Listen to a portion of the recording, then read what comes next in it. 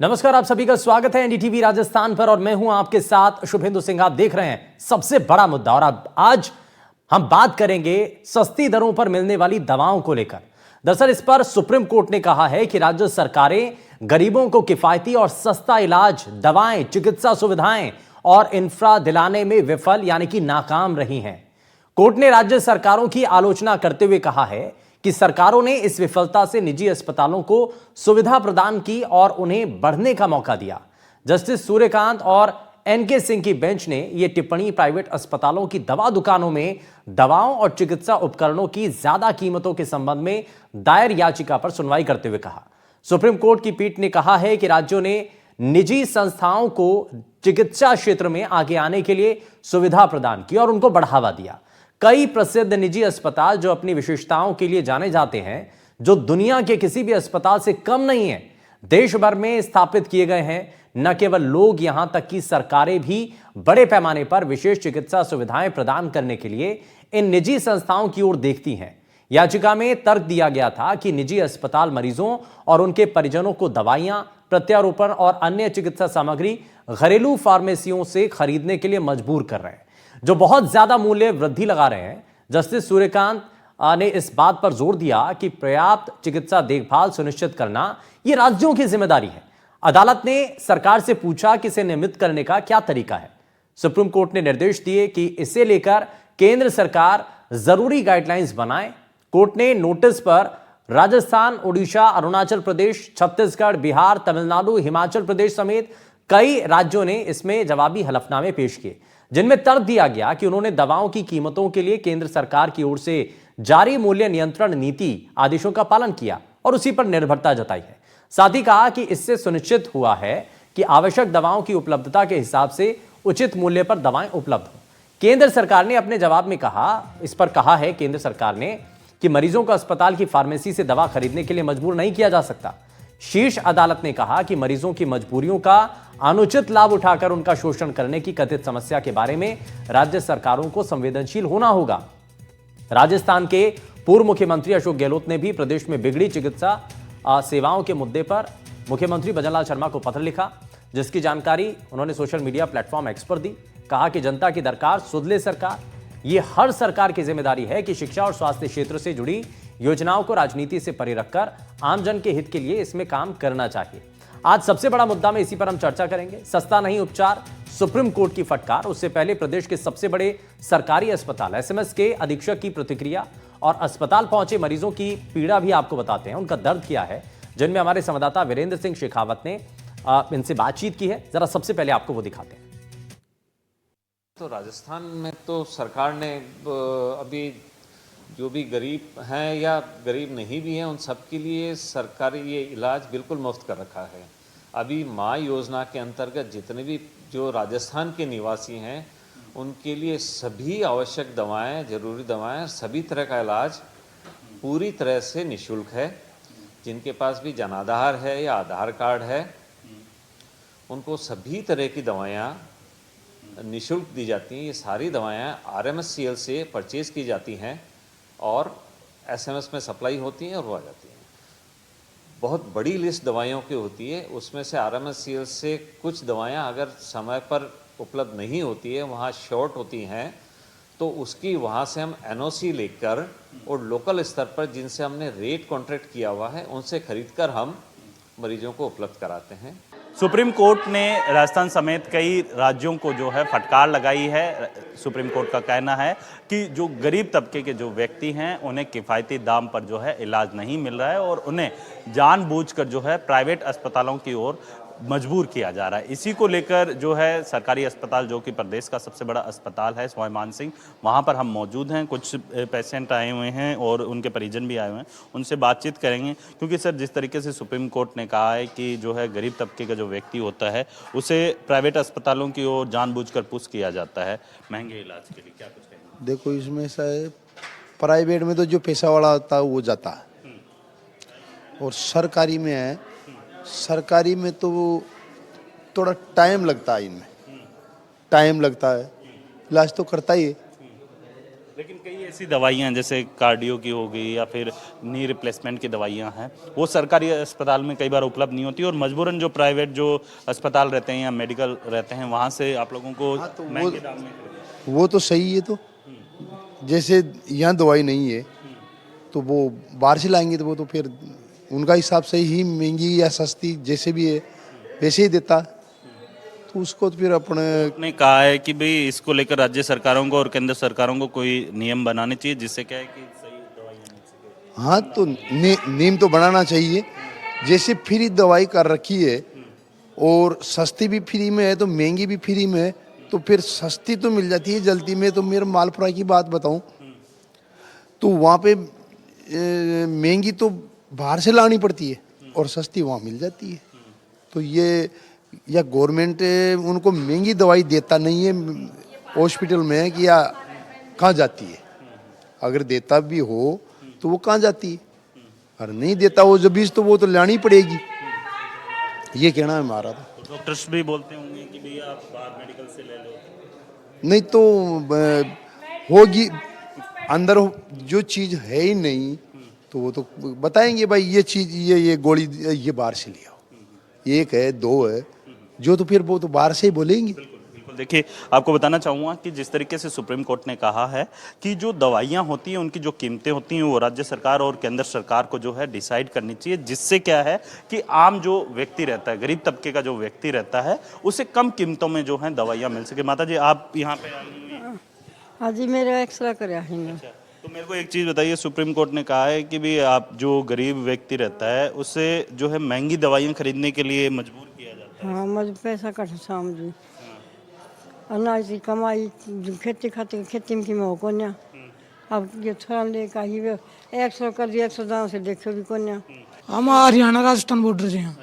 अब बताओ यहाँ से कम 200 किलोमीटर पड़ता है। तो अभी जैसे सुप्रीम कोर्ट ने कहा है कि भी राज्य सरकारों को नियम बनाने चाहिए जिससे क्या कि आम व्यक्ति को इलाज किफायती दामों पर, क्या कुछ कहेंगे? तो क्या देना, कोई दे तो नहीं रहा, सुप्रीम कोर्ट ने तो कह दिया। अब बताओ पिछली बार दवाई ली इनकी 10,000 रुपये की दवाई ली है, अब हर महीने 10,000 रुपये लेंगे। अगर खेती करते हैं अपन, बताओ अब घर के आदमी है खेती करते हैं किसान आदमी है तो 10,000 रुपये कहाँ से लेंगे दवाई, आप बताओ। निमत से दवाई ली 10 महीना हो गया, अब मेरे कुछ का आराम नहीं। 500 एंजियोग्राफी करी मेरी, बोले आपका सांस रुका है तो हार्ट अटैक हो सका है, कोई नहीं पाया कुछ भी। आज इन्हें कहा नॉर्मल है एक्सरा। अब कठा से बोल रहे रोटी नहीं खाई जा, दवाई क्या दी मेरे को, दवाई तो कुछ दी नहीं। अब हम घर जाएंगे तो वापस कल थोड़ी आ सके हम, तो क्या करें। बिल्कुल। देखिए आपको बताना चाहूँगा कि जिस तरीके से राज्य सरकारों को जो है सुप्रीम कोर्ट ने कहा है कि आप एक हफ्ते के अंदर या फिर जो कम से कम समय के अंदर अपना हल्फनामा दायर कीजिए और जवाब दीजिए, जिससे क्या कि जो सरकार के द्वारा, जो केंद्र सरकार के द्वारा उन्होंने हवाला भी दिया है राज्य सरकारों ने, हालांकि कि कहा है कि जो केंद्र सरकार के जो नियम कायदे हैं उन्हीं के अनुरूप जो है ये दवाइयों की जो रेट है वो डिसाइड की जाती है और उसी की पालना की जा रही है।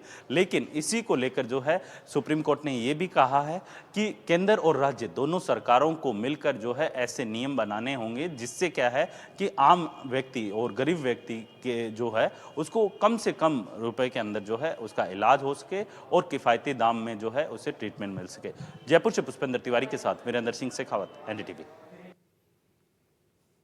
तो बड़ी मजबूरी में जब कोई व्यक्ति अस्पताल पहुंचता है वहां पर इलाज बड़ा महंगा मिलता है। सरकारी अस्पतालों के अंदर व्यवस्थाएं उतनी जब नहीं नजर आती हैं तो मजबूरन आकर के कई बार लोगों को प्राइवेट अस्पतालों की तरफ रुख करना पड़ता है, या फिर दवाएं जो हैं वो प्राइवेट क्लिनिक से जाकर के लेनी पड़ती है या केमिस्ट से जाकर के लेनी पड़ती है, जो कि सरकारी अस्पतालों में नहीं मिलती है।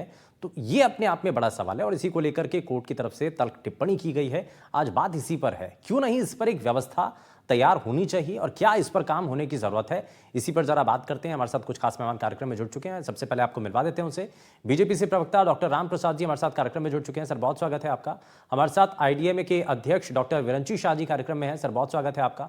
हमारे साथ सुप्रीम कोर्ट के एडवोकेट पीयूष भारद्वाज जी कार्यक्रम में है। सर बहुत स्वागत है। और हमारे साथ जन स्वास्थ्य प्रेरक रामेश्वर लाल शर्मा जी कार्यक्रम में जुड़ चुके हैं। सर बहुत स्वागत है आपका भी।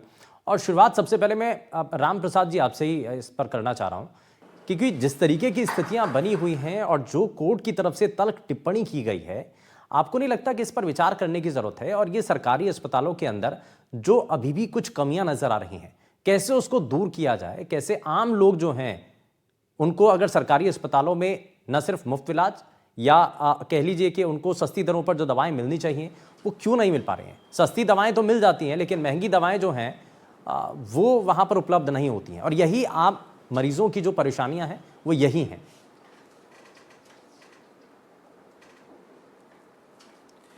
देखो, आपने जो ये मुद्दा उठाया, बहुत अच्छा मुद्दा उठाया है कि गांव के गरीब लोग, ढाणियों के गरीब लोग यहाँ बड़े अस्पताल में इलाज लेने के आते हैं, तो उनको बिल्कुल निःशुल्क दवा मिलनी चाहिए।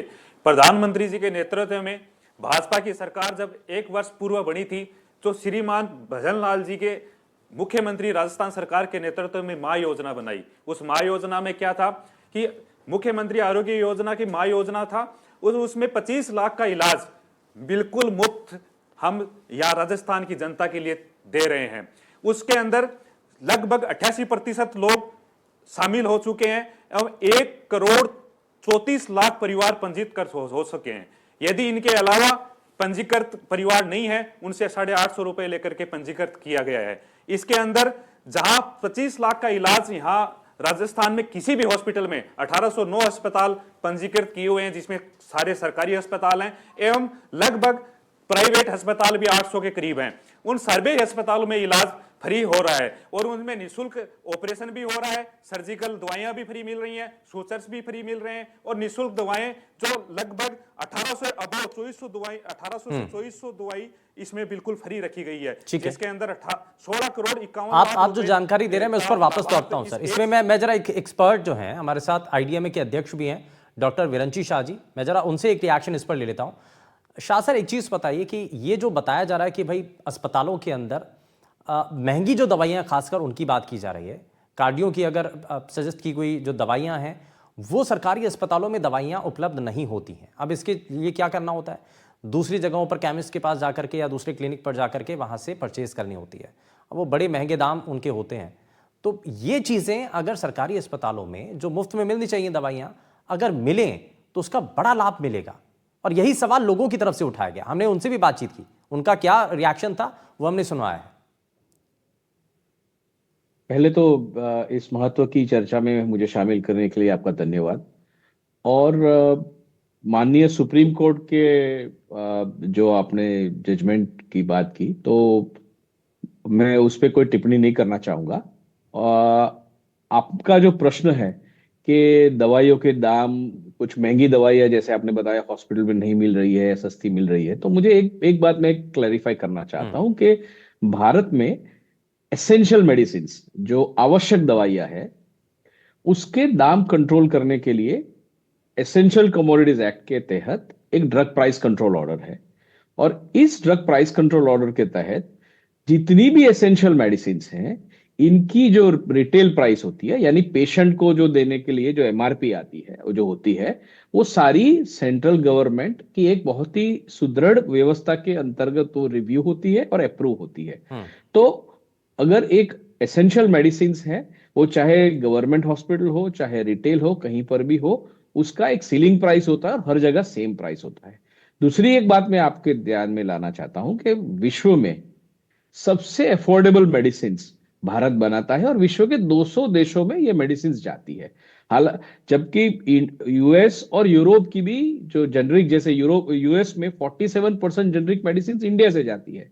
तो इंडिया विश्व का सबसे अफोर्डेबल मैन्युफैक्चरिंग हब है मेडिसिन का, और जो मेडिसिन पेशेंट को जाती है वो विश्व में सबसे अफोर्डेबल यहां पर है। अब अवेलेबिलिटी ऑफ ड्रग्स है, उसके लिए मैं टिप्पणी नहीं, मुझे नहीं ज्यादा आइडिया है, बिकॉज मैं एक फार्मास्यूटिकल इंडस्ट्री और एसोसिएशन रिप्रेजेंट करता हूं। लेकिन मैं आपको एक आश्वासित करता हूं कि इंडिया में एसेंशियल मेडिसिन के दाम कंट्रोल है, गवर्नमेंट की सीलिंग प्राइसेस है और हर जगह सेम प्राइस पे मिलते हैं। और सेंट्रल गवर्नमेंट का एक और पहलू आपको जस्ट बताना चाहता हूं कि एक भारतीय जन औषधि का एक प्रोग्राम है, जिसमें जन औषधि के 4000 से ज्यादा सेंटर्स अक्रॉस इंडिया है। और ये Jan Aushadhi centre central government एक प्रोक्योरमेंट करके जो सीलिंग प्राइस है उससे भी कम प्राइस पे पेशेंट्स को अवेलेबल करवाती है अक्रॉस इंडिया। तो बस मैं आपको इतना ठीक है, बताना यानी कि चाहता आप हूं ये कह रहे हैं कि अगर कोई पेशेंट है, अगर उसको सरकारी अस्पताल में दवा नहीं उपलब्ध हो रही है, तो बाहर अगर आप जा रहे हैं तो जन औषधि केंद्र में आप जाएं, वहां पर जी आपको जेनरिक दवाइयां मिलेंगी जिनके दाम काफी हद तक कम होते हैं। ठीक है, जी ये एक इसमें एक बात निकल करके सामने है कि जेनरिक दवाइयों का हमें इस्तेमाल करना चाहिए अगर आपको अस्पताल से दवाइयां नहीं मिल पा रही हैं तो। रामेश्वर लाल शर्मा जी हमारे साथ हैं। रामेश्वर सर, एक चीज बताइए कि ये दवाओं को लेकर के जो कहा जा रहा है कि भाई जेनरिक दवाइयों की तरफ आपको जाना चाहिए, पहला सवाल तो यही है कि अस्पतालों के अंदर ये लोगों की शिकायत है। हमने भी जब लोगों से बातचीत की तो लोगों ने कहा कि भाई अस्पतालों के अंदर कई ऐसी दवाइयां हैं जो नहीं उपलब्ध होती हैं। अब जैसे आप मोतियाबिंद का अगर आप ऑपरेशन कराने जा रहे हैं तो लेंस को लेकर के एक सटीक जो लेंस की जरूरत होती है वो बाहर से अमूमन परचेज करना पड़ता है। तो ये ऐसा क्यों है? ये एक उदाहरण के तौर पर ये लोगों की शिकायत थी।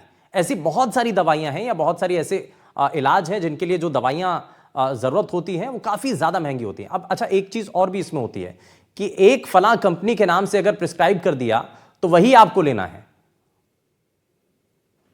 ये भी प्रेशर होता है। रामेश्वर जी। हाँ जी, देखिए, जो सुप्रीम कोर्ट ने जो निर्णय दिया है, निश्चित रूप से इससे गरीबों को बेहतर चिकित्सा सुविधाएं उपलब्ध होगी और काफी स्वागत योग्य है ये निर्णय। और मैं तो सभी सरकारों से ये अनुरोध करता हूं कि वो सब सस्ती से सस्ती चिकित्सा सुविधा उपलब्ध कराए और हर गरीब व्यक्ति तक ये सब पहुंच सके। दूसरा ये कि जो जेनरिक दवाएं हैं ये काफी बेहतर है, कारगर है और इससे आम व्यक्ति को बहुत ही फायदा हुआ है।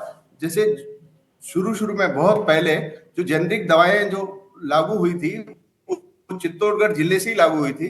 यहाँ पे जो पहले पूर्व कलेक्टर थे उन्होंने काफी प्रयास किए और हमारे जो जन स्वास्थ्य अभियान है राजस्थान में, तो उन सब लोगों ने मिलकर के जो प्रयास किए उससे जेनरिक दवाएं उपलब्ध होना बहुत ही महती आवश्यकता है। सभी प्राइवेट और सरकारी हॉस्पिटलों में पूर्णतः जेनरिक दवाएं मिले, पर ये लेकिन कितना हो रहा है सर? ये कह तो दिया गया, लेकिन कितना हो रहा है? अब देखिए इसका क्या असर होता है।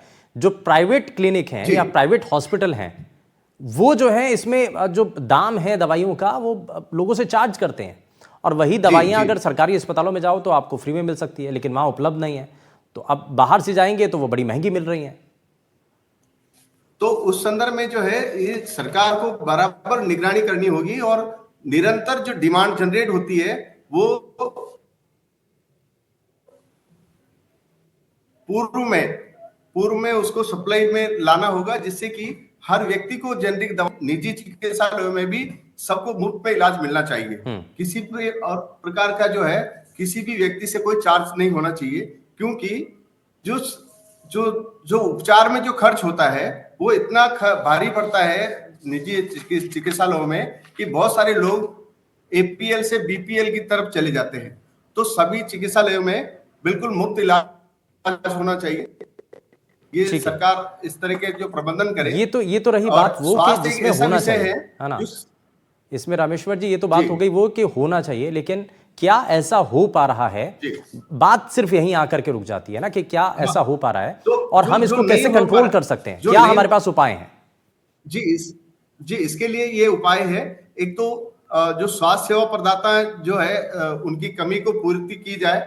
दूसरा है कि जो सरकारी चिकित्सालय है उन सब में जो ये बेहतर व्यवस्था की जाए कि कैसे लोगों को सुविधा मिल सके।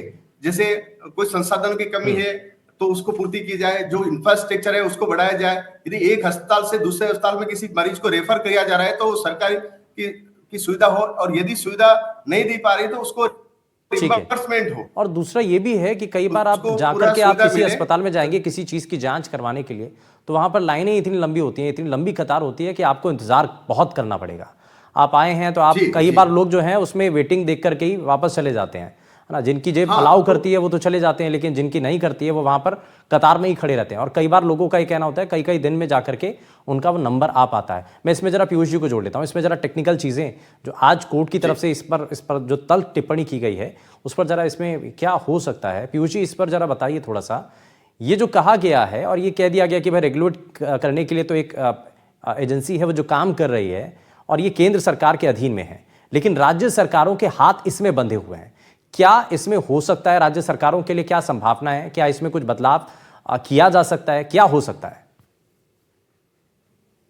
See, first of all, we will have to understand कि इस केस की बैकग्राउंड क्या है. So this was a case which was preferred by an advocate in terms of a PIL, whereby he mentioned before the court, उनका ये बताना हुआ कि मेरे खुद के रिश्तेदार के साथ ऐसा घटित हुआ है कि हमें जो एसेंशियल्स हैं इलाज के, वो अस्पताल में ना मिलने के कारण प्राइवेट हॉस्पिटल्स के दायरे में जाके अपने आप को ट्रीट ना सिर्फ करवाना पड़ा, पर उसके मूल्य उतने ज्यादा थे जो कि एक एक्सप्लॉइटेशन की डेफिनेशन के अंदर हम उसको ला सकते हैं.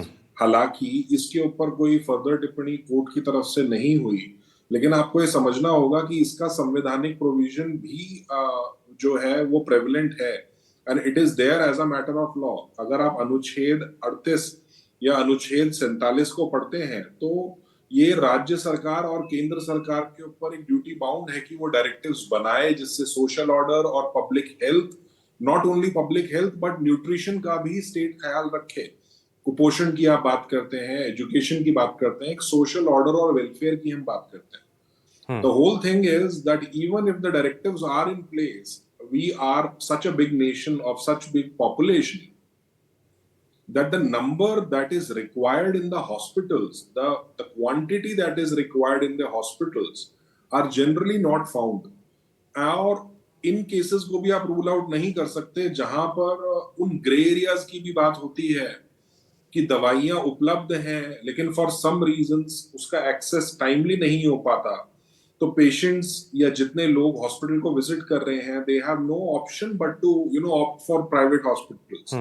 ऐसे भी स्थितियां हैं जिनके अंदर ये देखा गया है कि कुछ ऐसे टेस्ट हैं जिनकी मशीनें ही प्राइवेट गवर्नमेंट हॉस्पिटल्स में नहीं है, वो सिंपलिसिटर रेफर कर दी जाती हैं बाहर. ऐसे भी केसेस देखे जाते हैं जहां पर बहुत असेंशियल टेस्ट की बहुत लंबी वेटिंग या मशीन या उपकरण सफिशिएंट ना होने की वजह से और टाइमली इलाज ना मिलने की वजह से पेशेंट के पास कोई ऑप्शन ही नहीं रह जाता है. इन्हीं सारी बातों को मद्देनजर रखते हुए आज माननीय उच्चतम न्यायालय ने इस बात पे बहुत स्ट्रेंज इस सिनारियो को ऑब्जर्व करते हुए एक बहुत कड़े निर्देश दिए कि आप इसके ऊपर एक प्रॉपरली एक पॉलिसी ड्राफ्ट करें, एक फ्रेम प्रिस्क्राइब्ड फ्रेम रूल्स होने चाहिए जिससे ना सिर्फ इन अस्पतालों की, इनमें काम कर रहे हुए कर्मचारियों की अकाउंटेबिलिटी बढ़े और जितने लोग यहाँ पर इलाज मुहैया होने के दायरे में विजिट करते हैं या उस मशीनरी पे डिपेंडेंट है, जैसे कि आपने इकोनॉमिक वीकर सेक्शन की बात करी या बीपीएल की बात करी, जिनके ऊपर डिपेंडेंस है सोशल ऑर्डर को लेने की, वो इंश्योर कर सके कि उनका एक्सप्लॉइटेशन ना हो, number one. And considering medicine is not something जो कि आप कन्वीनियंस से यूज करते हैं. आप ये समझिए, health is something that is the most foundational requirement of any human being. तो अगर आप उन्हीं फैसिलिटीज से वंचित रखेंगे और एक बहुत आई वॉश तरीके की पॉलिसी दिखाएंगे कि everything is available, but on the ground level not even 20% people are availing these facilities. So what about, and we are talking about the metro cities, हम बड़े राज्यों की बात कर रहे हैं. आप उन राज्यों की बात करें जहां पर एम्स नहीं है या बड़े सरकारी अस्पताल नहीं है, तो वहां की स्थिति तो बहुत भयावह है. The situations are horrendous there. ठीक है. और मुझे ऐसा लगता है कि better late than never. At least we have a petition before the Supreme Court whereby the court has taken the cognizance of the matter कि वहां पर पॉलिसी फ्रेम करने की बात हुई है और ना सिर्फ इससे अकाउंटेबिलिटी बढ़ेगी बट आप बहुत मेजर चेंजेस हेल्थ सेक्टर में एक्सपेक्ट कर सकते हैं. ऑनगोइंग ये उम्मीद है कि चीज़ें थोड़ी सी बेहतर हो पाए. मैं इसमें जरा जल्दी से एक रिएक्शन राम प्रसाद जी से भी ले लेता हूं. राम प्रसाद जी, ये चीज़ बताइए, देखिए ये तो अंतर है. अब आप देखिए सरकारी अस्पतालों के अंदर जो कोई टेस्ट हैं या फिर कोई भी चीज़ है, बहुत सारे टेस्ट तो फ्री में हैं, लेकिन अगर मोतियाबिंद का जैसे एक एग्जाम्पल दिया गया था, या कार्डियक स्टंट जो है उसका जो दाम है, जो प्राइवेट अस्पताल के अंदर वही स्टंट का जो दाम है उसमें बहुत दुगने तक का अंतर आ जाता है. ये इतना बड़ा अंतर क्यों, और प्राइवेट अस्पतालों पर निगरानी कौन रखेगा? वहां पर प्राइसिंग को लेकर के इतना बड़ा जो अंतर आ रहा है उसके लिए कोई तो रेगुलेट करेगा. बिल्कुल, आपने सही बताया कि एक मोतियाबिंद का इलाज जो आंखों की रोशनी देता है, उसका इलाज जब गरीब मरीज सरकारी अस्पताल में आता है तो बिल्कुल निःशुल्क मिलता है, और यदि वो प्राइवेट में जाता है तो उसके पैसे लगते हैं. उसको ध्यान में रखते भाजपा की सरकार ने 1809 अस्पताल, जिसमें से 700 से 800 अस्पताल प्राइवेट को पंजीकृत करके, उसमें मोतियाबिंद का अस्पताल हो, चाहे कान का ऑपरेशन हो, चाहे हार्ट का स्टंट का ऑपरेशन हो, बिल्कुल निःशुल्क उनमें मिलेगा। इसको ध्यान में रखते हुए आपको प्रत्यारोपण की मैं बात करूं कि प्रत्यारोपण में भी आपने फर्स्ट में पूछा था, किडनी का प्रत्यारोपण, लीवर का प्रत्यारोपण, इस एक वर्ष में 584 मरीजों का प्रत्यारोपण, 24 करोड़ 35 लाख का इलाज प्रत्यारोपण हो चुका है। 47 मरीज का राजस्थान में लीवर ट्रांसप्लांट सर हो चुका है एवं 376 मरीजों का कोक्लियर इम्प्लांट, जो 11 करोड़ 60 लाख के रुपए खर्चे से भाजपा की लेकिन जो सरकार, सुप्रीम श्री कोर्ट की तरफ से सरकार टिप्पणी की कर गई चुकी उसमें है। कहा गया है इसको कि ध्यान राज्य में सरकारें रखते प्राइवेट मां अस्पतालों वाउचर एक को योजना बढ़ावा चालू दे की रही है, हैं। ये तल्ख टिप्पणी की गई है कि बढ़ावा दिया जा रहा है। नहीं, प्राइवेट अस्पताल का बढ़ावा नहीं दे रहे हैं सर। होता है क्या है कि अभी आपके एनडीटीवी चैनल में आपने मरीज से कुछ बातें ली थी। उस मरीज एक हरियाणा का मरीज था और एक मरीज यहां राजस्थान का मरीज था। वो एक मरीज ये कह रहा था कि हाँ, इसमें थोड़ा डिले होता है लेकिन इलाज बहुत अच्छा होता है। कुछ मरीजों का भ्रम होता है कि हम प्राइवेट अस्पताल में जाकर के इलाज ले लें, लेकिन प्राइवेट अस्पताल यदि पंजीकृत नहीं है तो दुगुनी रेट में उसका इलाज करेगा। इसलिए उनको प्राइवेट अस्पताल को भी कटिबद्ध रखते हुए पंजीकृत करके उनका निःशुल्क इलाज करवाने के लिए तत्पर हैं। लेकिन जो बढ़ते दाम है सर दवाइयों के या टेस्ट के जो बढ़ते दाम हैं, जब से आए एक बड़ा वाजिब सा सवाल है एक आम नागरिक के तौर पर कि सरकारी अस्पतालों के अंदर और प्राइवेट अस्पतालों के अंदर टेस्ट में भी, अगर वही टेस्ट हम सरकारी अस्पताल में कर रहे हैं, वैसे तो निःशुल्क है या किसी का अगर चार्ज भी लग रहा है, तो प्राइवेट में आप जाएंगे तो उसमें दुगने का अंतर आ जाता है। तो कहीं तो इस पर निगरानी होनी चाहिए ना, इसमें लिमिट तो होनी चाहिए। यस, उसके लिए सर दिनों दिन डेली प्रधानमंत्री जी ने 11,000 से अबोव औषधि जन केंद्र सेंटर खोल चुके हैं पूरे देश में, वैश्विक स्तर पे। एवं इसी को तर्ज में रखते हुए श्री भजनलाल जी ने मां वाउचर योजना एक चालू करी है सर। जो ढाणियों में महिलाएं प्रेग्नेंट होती हैं उनको सोनोग्राफी कराने के लिए आसपास सोनोग्राफी नहीं रहती होती हैं, सरकारी अस्पताल में सोनोग्राफी नहीं रहती हैं, तो वहां पे 70,000 से अबोव इस एक साल में सोनोग्राफी महिलाओं के फ्री कर चुके हैं। उनको बूढ़े बुजुर्ग लोगों को ध्यान में रखते हुए इसी बजट में 70 साल से अबोव जो मरीज हैं उनको लेकिन परेशानियां अभी भी ग्राउंड पर हैं जिन्हें हमें समझने की जरूरत है, जिन पर काम करने की जरूरत है। बहुत शुक्रिया सभी खास मेहमानों का कार्यक्रम में शामिल होने के लिए। लेकिन सुप्रीम कोर्ट की फटकार के बाद कितनी चीजें बेहतर हो पाती हैं और कीमतों में क्या वाकई में अंतर जो आ रहा है उसको कैसे कम किया जाएगा, इसके लिए क्या नई पॉलिसी तैयार होगी, इस पर क्या एक्शन प्लान तैयार किया जाएगा, इसको लेकर के यहां पर सिर्फ नजर रखने की जरूरत है। और क्या इस पर काम होगा ये हम आपके साथ लगातार साझा भी करते रहेंगे। रुकने एक छोटे से ब्रेक के लिए, आप कहीं मत जाएगा, बने रहिए एनडीटीवी राजस्थान के साथ। नमस्कार।